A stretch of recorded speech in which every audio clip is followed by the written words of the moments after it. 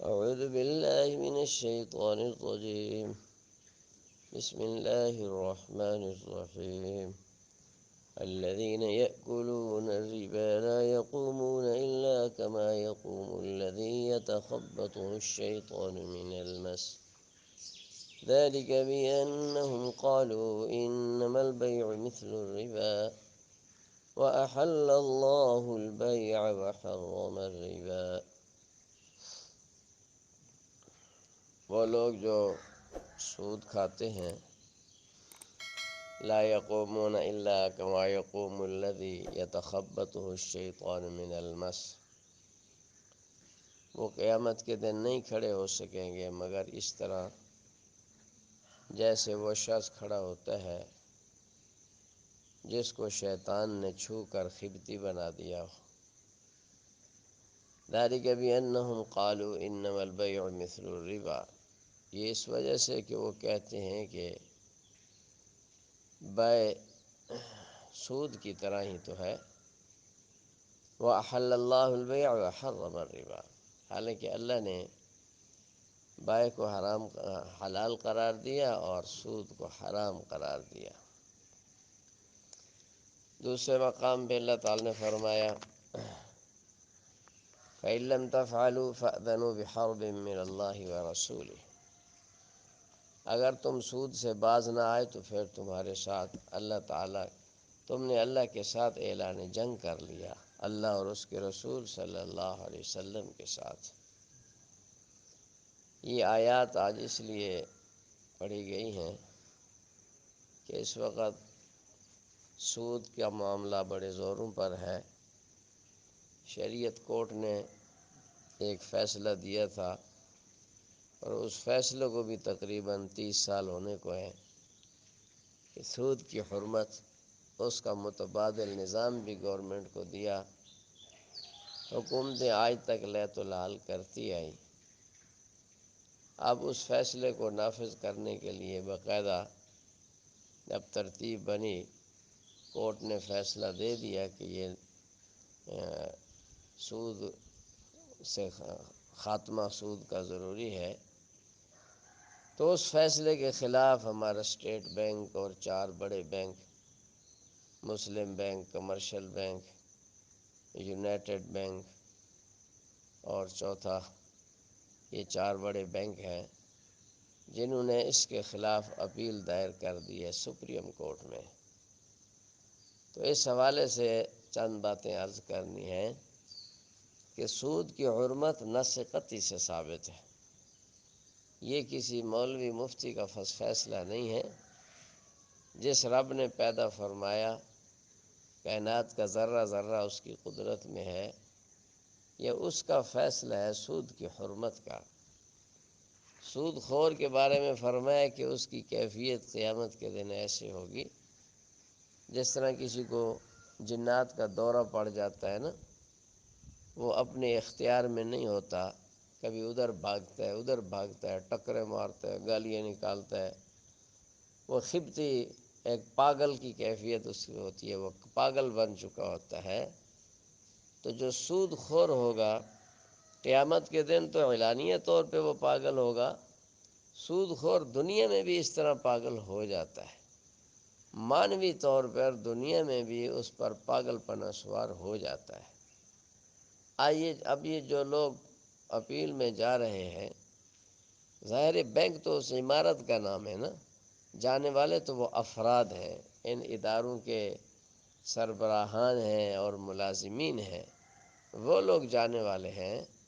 تو مانوی طور پر ان کی کیفیت جنات زدہ پاگل کی ہے، یہ پاگل پنی کا مظاہرہ کر رہے ہیں کہ اللہ رب العزت کے حکم کے خلاف چیلنج، اللہ تعالیٰ کے قانون کے خلاف چیلنج کرنا، اور کوئی حکومت کے قانون کو چیلنج کر دے، حکومت کی ریٹ کو کوئی چیلنج کر دے، تو دنیا کی کوئی گورنمنٹ اس کو یہ حق نہیں دیتی کہ وہ اس ملک میں رہ سکے کہ اس نے سرکاری ریٹ کو چیلنج کی ہے۔ تو سود کے خلاف اپیل میں جانے والے خدائی ریٹ کو چیلنج کرنے والے ہیں۔ ان بدبختوں نے کتنی بڑی جرات اور کتنی بڑی بدتمیزی کا مظاہرہ کیے اور کر رہے ہیں۔ دوسری آیت میں فرمایا کہ یا ایھا الذین آمنوا اتقوا اللہ وذروا ما بقی من الربا، ایمان والو اللہ سے ڈرو اور جو باقی ماندہ ربا ہے اس کو چھوڑ دو۔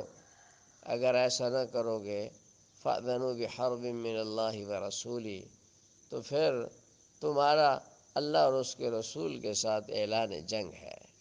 گویا اب تک جو ہمارا ملک سودی نظام میں جکڑا ہوا ہے، جو ملک کلمے کی بنیاد پہ بنا ہے، اس ملک کا ایک ایک بچہ، ایک ایک افسر، ہر کوئی اللہ اور اس کے رسول کے ساتھ اعلان جنگ کر رہا ہے، جنگ کی حالت میں ہے۔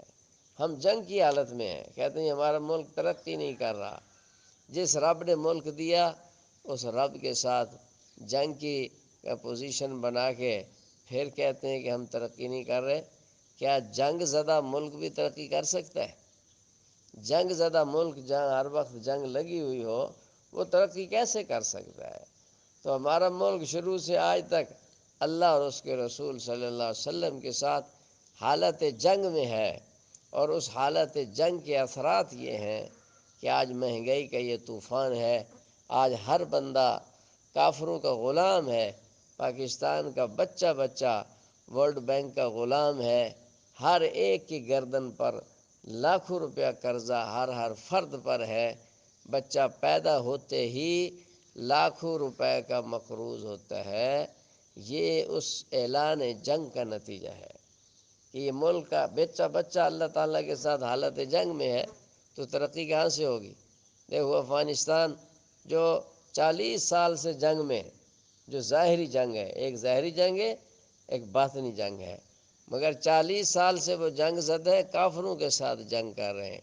تو وہاں جاؤ تو ڈالر ابھی تو سنا 80 سے بھی نیچے چلا، پہلے 82 تھا، اب کوئی 75 روپے کا ڈالر وہاں پہ ہے، اور یہاں پر کہاں پہنچ گیا؟ 200 سے بھی اوپر پہنچ گیا، 250 تک پہنچ گیا۔ تو یہ اس حالت جنگ کی کیفیات ہیں، اور یہ اثرات بد ہیں، اور یہ نحوستیں ہیں کہ ہر بندہ پریشان ہے، ہر بندہ افراتفری کا شکار ہے۔ تو ضرورت اس بات کی ہے اپنے اندر شعور پیدا کریں، ان بینکوں کے خلاف آواز اٹھائی جائے جس کی جہاں تک ممکن ہو، اور ان بینکوں میں جس کے اکاؤنٹ ہیں وہ فوراً ختم کریں، ان کو دیوالیہ کر دیں۔ یہ ان کو دیوالیہ کرنا عوام کے اختیار میں ہے۔ اگر عوام اپنے اکاؤنٹ ختم کر دیں، سرمایہ ان بینکوں سے نکال دیں، تو یہ بینک دیوالیہ ہو جائیں گے، کنگال ہو جائیں گے، اور ان کو بھی آٹے دال کا بھاؤ پتہ چل جائے گا کہ اللہ کے ساتھ اعلانیہ بغاوت کس طرح ہوتی ہے۔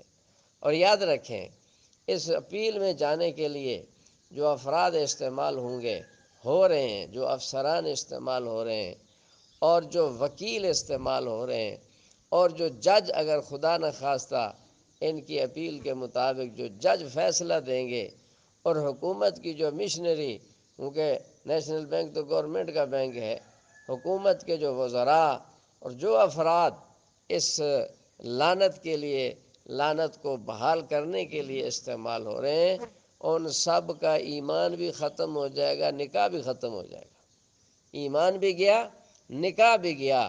ایسے افراد کا جنازہ بھی حرام ہے کہ ان بدبختوں نے اللہ تعالیٰ کے کھلے حکم کو چیلنج کیا ہے، جو نص قطعی سے ثابت ہے۔ کسی تعویل کی اس میں ضرورت نہیں ہے، تعویلی بات نہیں ہے، صراحتاً قرآن کی آیت ہے کہ احل اللہ البیع وحرم الربا، اللہ نے بیع کو حرام قرار دیا۔ اب یہ اپیل میں جا کر کیا کہنا چاہتے ہیں کہ اس کو ہمارے لیے جائز قرار دے دیا جائے، اب تک جیسے جائز قرار دیا گیا تھا آئندہ بھی جائز قرار دے دیا جائے۔ جو ان کی تائید کریں گے وہ سب اس جرم کے میں شامل ہوں گے۔ اس لیے اس سوشل میڈیا کے ذریعے ہم ان افسران تک، ان عہدیداروں تک، ان ملازمین تک، ان وکلاء اور ججز تک بھی یہ پیغام پہنچانا چاہتے ہیں کہ ہوش کے ناخن لیں، اپنا ایمان بچائیں، اپنی دنیا بھی بچائیں اور آخرت بھی بچائیں، ورنہ اللہ کے ساتھ جنگ کر کے تم کیسے ترقی کر سکتے ہو؟ عجیب حماقت ہے، عجیب یہ سوچ ہے یہ قرض دن بدن کیوں چڑھ رہے ہیں؟ اس کی وجہ یہی سود ہے۔ اتنے اللہ پاک ہمارے حال پہ رحم فرمائے، اس کے لیے دعا بھی کرنی چاہیے، ان بدبختوں کے لیے بد دعا کرنی چاہیے، ملک کے لیے اور ملک کی ترقی کے لیے دعا کرنی چاہیے۔ اللہ پاک اس فتنے سے ساری امت کی حفاظت فرمائے۔